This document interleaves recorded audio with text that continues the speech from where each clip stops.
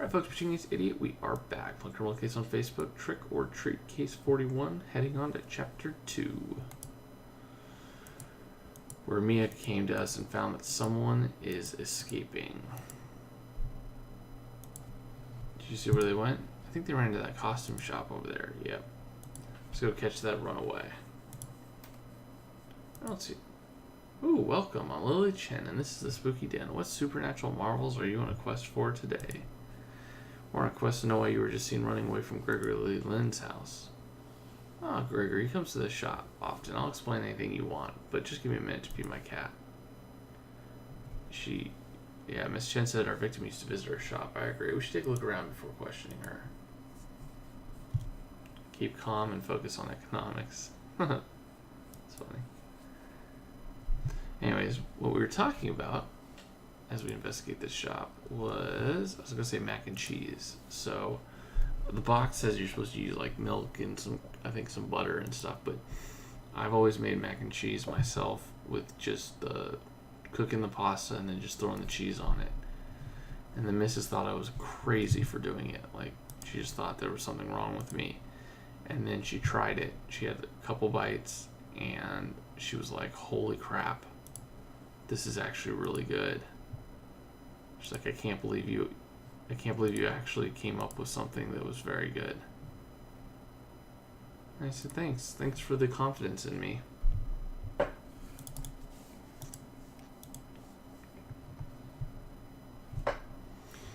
Hey Ace, the security camera might hold some useful footage. I agree, let's unlock it. And don't forget, we also need to have a word with the shop owner.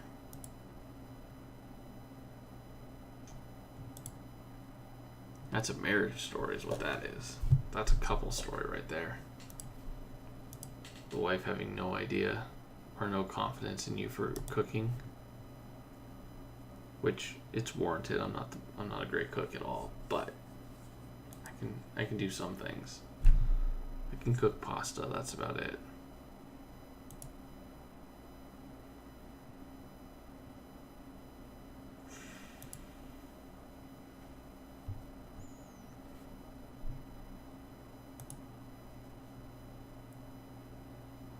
Hey, Ace, is there anything regarding the victim in the costume security camera? Ace will find it. Or Kathy. Oh my gosh, I can't read. Holy moly.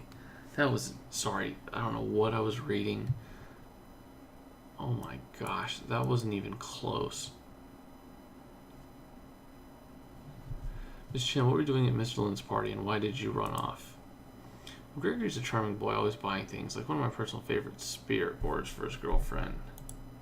And tonight, I agreed to do tarot readings at his party, but I've kept my store open, so my evening's been spent scurrying back and forth from his house.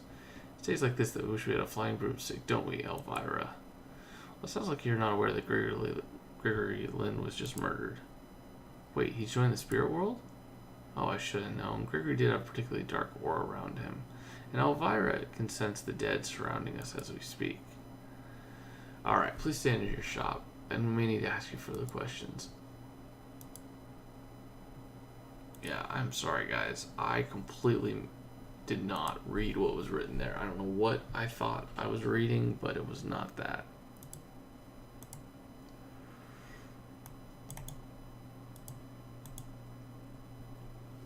Hey Kathy, what'd you make of that security camera from the costume shop? Well, a lot. I found some disturbing footage involving your victim. Let's see it. Hey baby, how about I get you this hot nurse costume for Halloween? Maybe it'll get you in the mood for fooling around tonight. Greg, I told you many times that you won't get me into your bed, so stop pressuring me to sleep with you. Oh wow.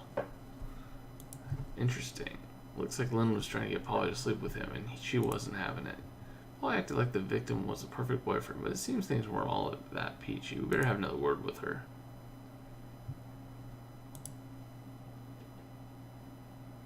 Man, if you knew that going into the relationship, you just gotta, let it go.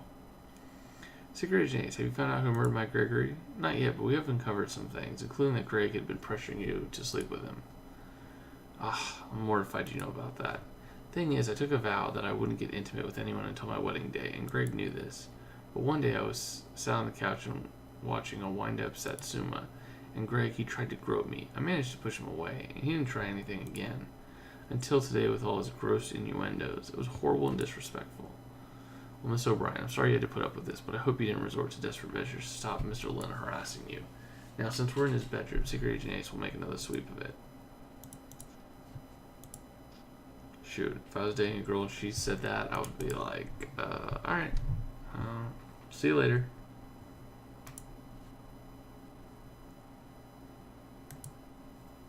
Yep, if you don't want to, and he's not cool with that, then find someone else.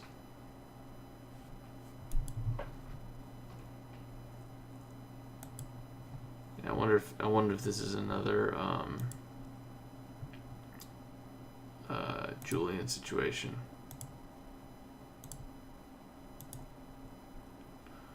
It's a huge coffin.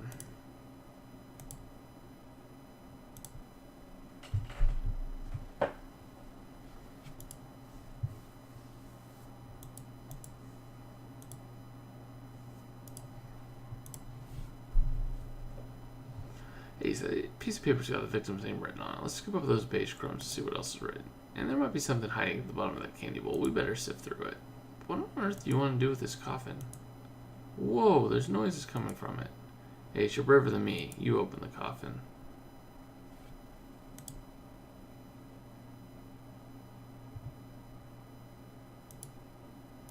Yeah, I kind of want to open up the coffin right now.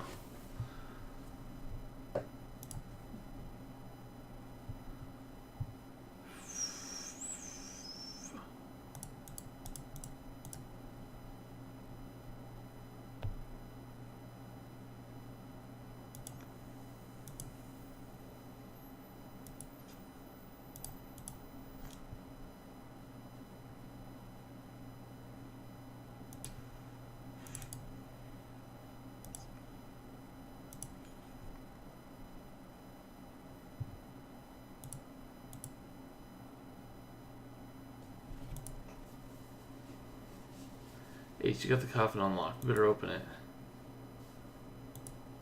Please, don't kill me.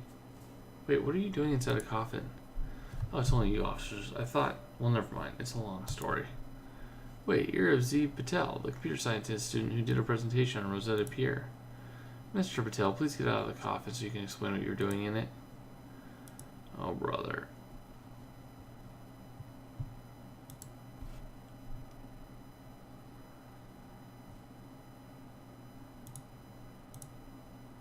What's up, Azib?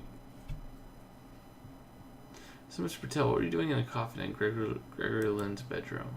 Well, I spent the day watching scary movies like a wind-up Satsuma to get in the Halloween spirit, but then I found Gregory was killed.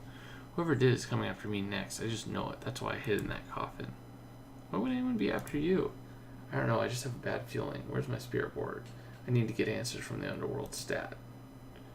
Well, you do that, Mr. Patel, but first tell us how you knew the victim, Mr. Lynn. Well, we went to high school together. They let me skip a few grades, so we were in the same year even though I was younger. I never heard anyone say bad things about my old friend, but then again, I spend more time on my computer than with people. It's the first party I've been to in months, and look what happens. I'm never leaving the house again.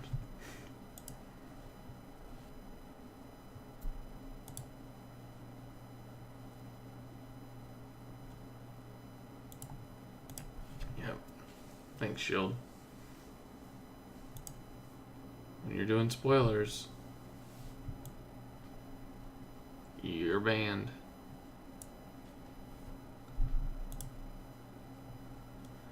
Okay, now that you cleaned up the stuff on the note of the victim, we can see what it says. Reach Gregory, come into your party, have the information ready. Oh, what's he talking about? Alright, so how are the crumbs related to this?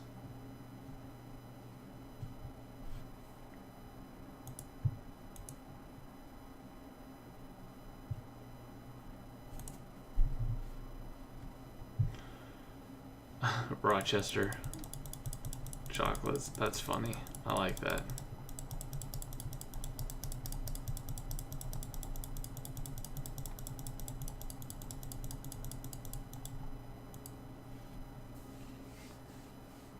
Strange stone.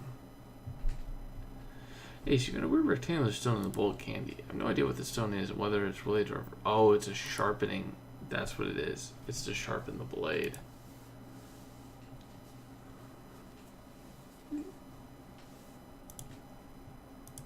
That's what it is.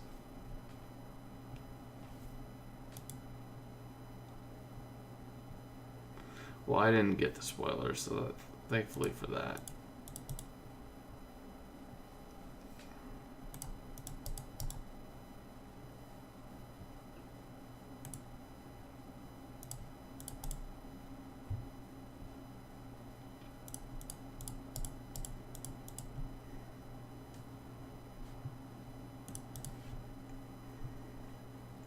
He says crumbs on the note to the victim were crushed porridge oats. Wait, you're saying that you remember Kevin Charles complaining about his porridge curdling when we spoke to him? This means the professor must have written this note.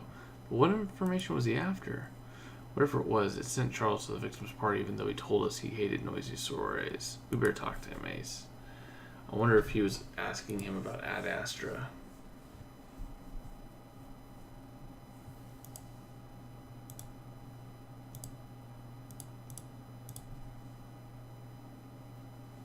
Ace, what are you doing when 50 zombies surround your house? Hope it's Halloween. It's funny. Remember it for Carter. But we've got a monster of our own to catch him here. So what can you tell us about the weird stone Ace found in the victim's bedroom?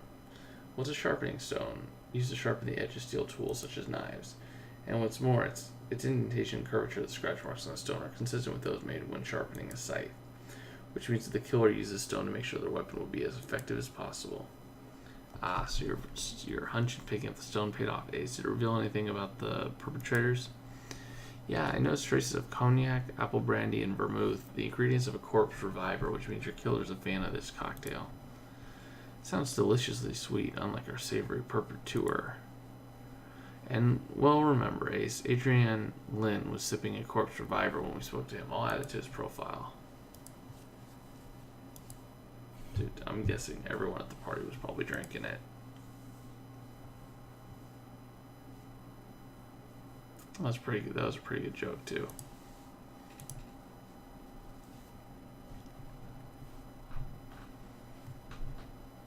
Hey, Mr. Charles, we thought you hated Gregory Lynn's noisy parties, so why did we find a note saying that you were coming to his Halloween do tonight? Oh, but what is the true meaning of hate? Is it fear or the love of fear? When love and hate unite. Okay, Mr. Charles, enough of your philosophical musings. Now tell us straight, what was the information you wanted from the victim? Well, I guess it was all started when I decided to educate myself in popular culture, and a wind-up Satsuma was happened to be playing at the cinema. In the movie, they used some interesting behavior modification techniques to subdue delinquent youths. It got me thinking about the recent murders at the university. Perhaps if I studied students' behavior, I might determine who is at risk of being murdered next. So I asked Gregory to help me by telling me everything he knew about the students, and I told him I'd collect the information tonight. Did he give it to you? No, when I arrived at the party, Gregory said he changed his mind. He thought I was just using him to get juicier case studies for my next book. How could he think me so callous, when all I desired was to draw these moral souls away from a hellish despair? Well, we better hope that you not resort to violent means to extract the information you wanted from the victim. I don't feel like it's him. Yep. He doesn't seem like he really pissed anyone off to the extent that they'd want to slice him up. Yes, Ramirez. Yes. What's the matter? I just spoke to your victim. Oh, Ramirez, we love you so much. Alright, guys. I'll see you guys in the next chapter. It's been Pitching Ace 88. Over and out.